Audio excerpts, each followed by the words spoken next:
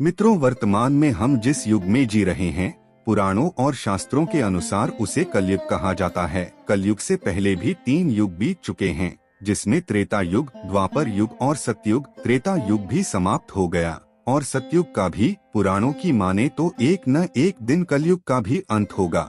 लेकिन अब हमारे सामने सवाल उठता है कि कलयुग के बाद का युग कैसा होगा। कलयुग से जुड़ी वो कौन सी बातें हैं जो भगवान श्री कृष्ण ने महाभारत काल में ही 5 पांडवों को बताई थीं। इसके साथ ही भगवान श्री कृष्ण ने पांडवों को कलयुग के मनुष्यों से जुड़े रहस्य भी बताए थे, जिसे सुनने के बाद आप दांतों तले उंगली दबा लेंगे। अगर आप भी इन रहस्यों के बारे में जानना चाहते हैं तो हमारी आज की यह वीडियो को बिना स्किप किए अंत तक देखते रहिए। नमस्कार दोस्तों, देव वचन चैनल पर आप सभी का स्वागत है। अगर आप भी भगवान श्री राम के भक्त हैं तो कमेंट में जय श्री राम जरूर लिखें। तो चलिए शुरू करते हैं आज की प्रस्तुति। मित्रों, जुए में सब कुछ हारने के बाद जब पांडव वन में जा रहे थे, तभी पांडवों ने भगवान श्री कृष्ण से पूछा कि हमने तो कोई ऐसा बड़ा पाप नहीं किया, फिर भी हमें इतना बड़ा दंड क्यों मिला। तब भगवान श्री कृष्ण ने बोले, प्रिय पांडवों, द्वापर अपनी अंतिम चरण पर है। यह सब जो कुछ भी हो रहा है वह आने वाला कलयुग का प्रभाव है। इस पर युधिष्ठिर ने आश्चर्य होकर भगवान श्री कृष्ण से पूछा कि हे वासुदेव, कलयुग तो अभी आया भी नहीं है और उसका इतना भयंकर परिणाम क्यों। जब कलयुग आरंभ हो जाएगा तब क्या होगा। तब भगवान श्री कृष्ण ने कहा, आप सभी वन में जाइए और वहाँ जो कुछ भी दिखे मुझे आकर बताइए। उसी के आधार पर मैं आपको कलयुग के गति के बारे में बता पाऊंगा। भगवान श्री कृष्ण के ऐसा कहने पर 5 भाई वन के अलग अलग दिशा में चल पड़े। 5 भाई वन में जाकर वापस लौटे तो हर कोई वन के दृश्य को लेकर हैरान था। वन से लौटने के बाद 5 पांडवों के मस्तिष्क पर सिकन था, वह किसी उलझन में पड़े हुए नजर आ रहे थे। अब यह सब देखकर भगवान श्री कृष्ण ने कहा, प्रिय पांडवों, आप किसी सोच विचार में मग्न है। मुझे बताएं, अगर संभव होगा तो मैं उसका समाधान अवश्य दूंगा।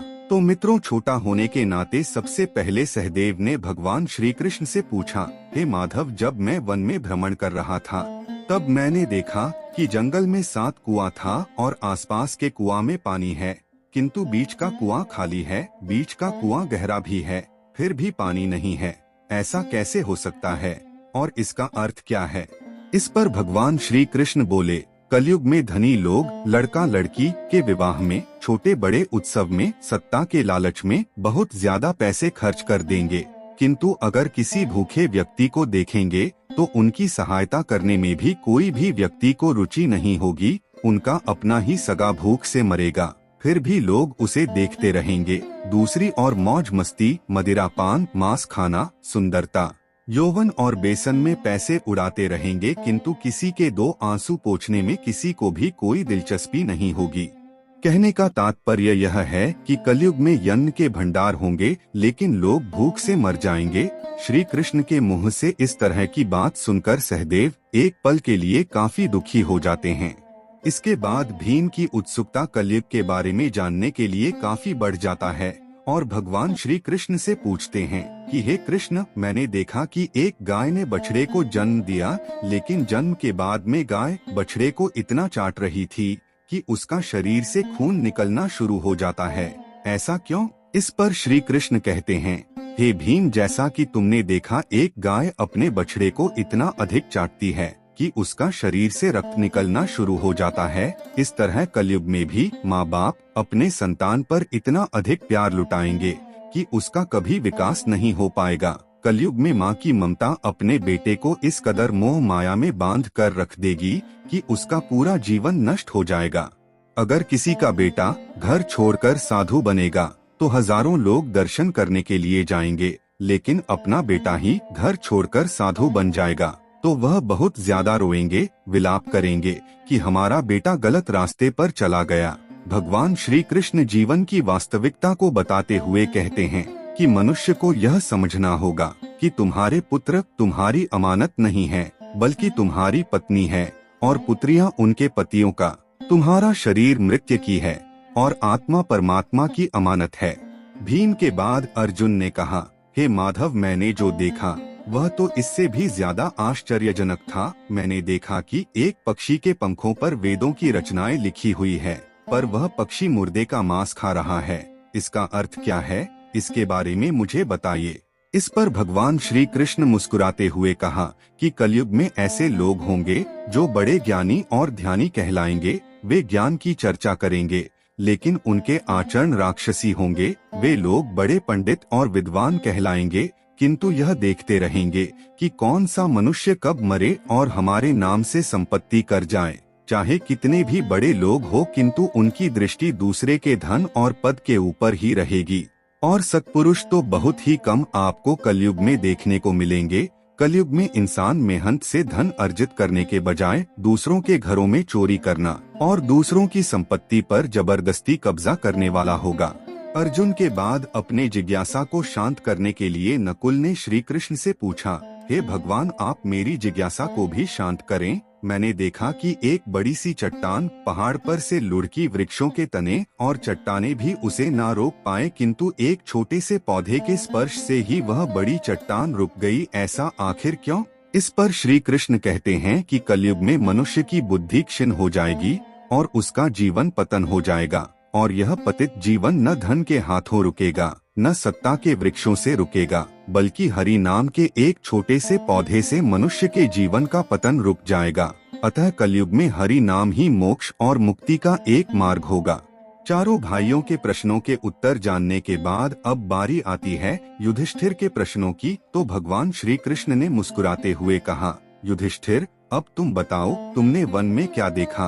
तब युधिष्ठिर ने बताया कि हे केशव, मैंने 2 सूंड वाला हाथी देखा। इसका अर्थ क्या है, मुझे बताइए। तब भगवान श्री कृष्ण ने कहा कि इसका अर्थ यह है कि कलयुग में ऐसे लोगों का राज्य होगा जो दोनों ओर से शोषण करेंगे, बोलेंगे कुछ और, करेंगे कुछ और, मन में कुछ और होगा और कर्म कुछ और। ऐसे ही लोगों का कलयुग में राज होगा। ये लोग दूसरों का शोषण करने का एक भी मौका अपने हाथ से नहीं जाने देंगे और यह केवल अपने हित के बारे में ही हमेशा सोचते रहेंगे। भगवान श्री कृष्ण से अपने प्रश्नों का उत्तर जानकर सभी पांडव हैरान थे और कलयुग में इंसानों की स्थिति को देखकर काफी ज्यादा निराश भी थे। तभी अर्जुन ने हाथ जोड़कर श्री कृष्ण से पूछा, हे माधव, आपने यह तो बता दिया कि आने वाला युग कैसा होगा, लेकिन आप हमें यह भी बताएं कि आखिरकार इस युग यानी कलयुग का अंत होगा कैसे?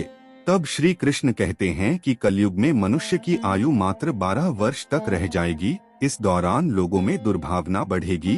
कलयुग की उम्र जैसे जैसे बढ़ती जाएगी, वैसे वैसे नदियां सूखती जाएगी। बेईमानी और अन्याय से धन कमाने वाले लोगों में बढ़ोतरी होगी। धन के लोभ में मनुष्य किसी की हत्या करने में भी संकोच नहीं करेगा। मनुष्य पूजा पाठ, व्रत, उपवास और सभी धार्मिक काम करना बंद कर देगा। गाय दूध देना बंद कर देगी। मानवता नष्ट हो जाएगी। लड़कियां बिल्कुल भी सुरक्षित नहीं रहेगी। उनका अपने ही घर में शोषण होगा। अपना ही घर के लोग उनके साथ व्यभिचार करेंगे। बाप बेटी, भाई बहन कोई रिश्ते नहीं रह जाएंगे। एक भाई दूसरे भाई का शत्रु बन जाएगा। शादी जैसे पवित्र रिश्ते में भी कड़वाहट आने लगेगी। किसी भी व्यक्ति का शादीशुदा जिंदगी ठीक नहीं चलेगा। पति पत्नी एक दूसरे से बेवफाई करने लगेंगे। कलयुग के अंत समय में समाज हिंसक तरह का हो जाएगा। जो लोग बलवान होगा उनका ही केवल राज चलेगा। और जब आतंक अपनी चरम सीमा पर होगा, तब मैं स्वयं कल की अवतार लेकर पृथ्वी से समस्त अधर्मियों को नाश कर दूंगा। फिर से धरती पर धर्म का बोलबाला होगा।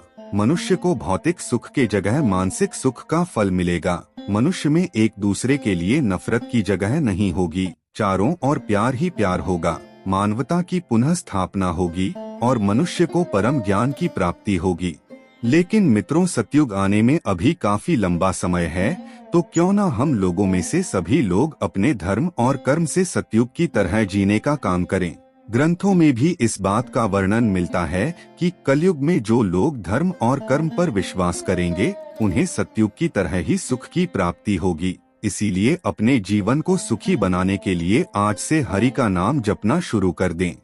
तो देवियों और सज्जनों, आज के लिए बस इतना ही। उम्मीद करते हैं हमारे द्वारा दिया गया जानकारी आपको पसंद आया होगा, तो यह वीडियो को लाइक और शेयर जरूर कीजिएगा। और आपने हमारा चैनल को सब्सक्राइब नहीं किया है तो करिए। और हाँ, वीडियो को लास्ट तक देखने के लिए बहुत बहुत धन्यवाद।